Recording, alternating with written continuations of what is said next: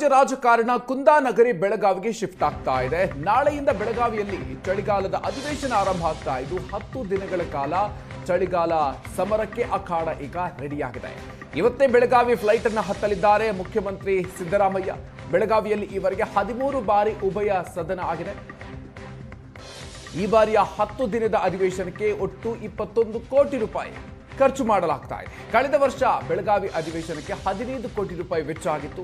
ಶಾಸಕರು ಅಧಿಕಾರಿಗಳ ವಸತಿಗಾಗಿ 3,000 ಕೊಠಡಿಯನ್ನು ಬುಕ್ಕಿಂಗ್ ಮಾಡಲಾಗಿದೆ. 6,000 ಪೊಲೀಸ್ ಸಿಬ್ಬಂದಿ ಜರ್ಮನ್ ಟೆಂಟ್ ವ್ಯವಸ್ಥೆ ಕೂಡ ಮಾಡಿಕೊಳ್ಳಲಾಗಿದೆ. ಮತ್ತೊಂದು ಕಡೆಯಲ್ಲಿ ಸರ್ಕಾರಕ್ಕೆ ಬಿಸಿ ಮುಟ್ಟಿಸೋದಕ್ಕೆ 84 ಸಂಘಟನೆಗಳು ಸಿದ್ಧ ಆಗಿದೆ. ಉತ್ತರ ಕರ್ನಾಟಕ ಅಭಿವೃದ್ಧಿಯ ಬಗ್ಗೆ ಚರ್ಚೆ ಆಗದ ಆರೋಪ ಮಾಡುತ್ತಿದ್ದಾರೆ. ಕಬ್ಬು ಬೆಳೆಗಾರರ ವಿವಿಧ ಸಮಸ್ಯೆಗಳ ಇತ್ಯರ್ಥಕ್ಕೆ ರೈತರು ಪ್ರತಿಭಟನೆಗೆ ಮುಂದಾಗಿದ್ದಾರೆ. ಇನ್ನು ಸುವರ್ಣಸೌಧ ಮುತ್ತಿಗೆಗೆ ಬಿಜೆಪಿ ನಾಯಕರು ಮುಂದಾಗಿದ್ದಾರೆ. ಸರ್ಕಾರಿ ನೇಮಕಾತಿಗಾಗಿ ಆಗ್ರಹಿಸಿ ಯುವ ಸಮೂಹ ಪ್ರತಿಭಟನೆಯನ್ನ ಹಮ್ಮಿಕೊಂಡಿದೆ. ಪಂಚಮಸಾಲಿ ಸಮಾಜದಿಂದ ಮೌನ ಪ್ರತಿಭಟನೆಗೂ ಕೂಡ ತೀರ್ಮಾನ ಆಗಿದೆ. ಹೆಚ್ಚಿನ ಡೀಟೇಲ್ಸ್ ಕೊಡ್ತಾರೆ ನಮ್ಮ ಪ್ರತಿನಿಧಿ ಅನಿಲ್. ಇದೀಗ ನಮ್ಮ ಜೊತೆಗೆ ನೇರ ಸಂಪರ್ಕದಲ್ಲಿ ಜಾಯ್ನ್ ಆಗ್ತಾ ಇದ್ದಾರೆ. ಅನಿಲ್, ಅಧಿವೇಶನಕ್ಕೆ ಯಾವೆಲ್ಲ ರೀತಿಯಾಗಿ ಪ್ರಿಪರೇಷನ್ಸ್ ಆಗಿದೆ ಅನಿಲ್?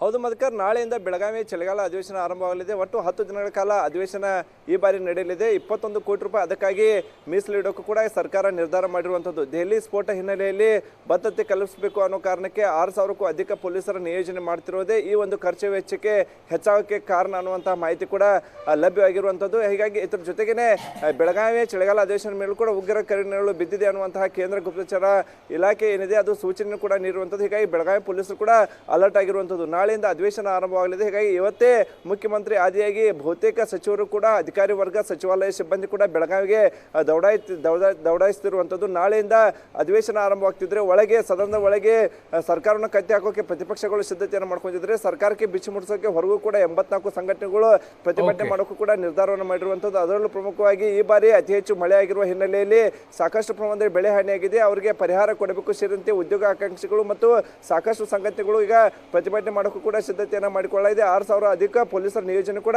ಮಾಡಲಾಗಿರುವಂಥದ್ದು. Madhukar, thank you Anil ಡೀಟೇಲ್ಸ್ಗೆ.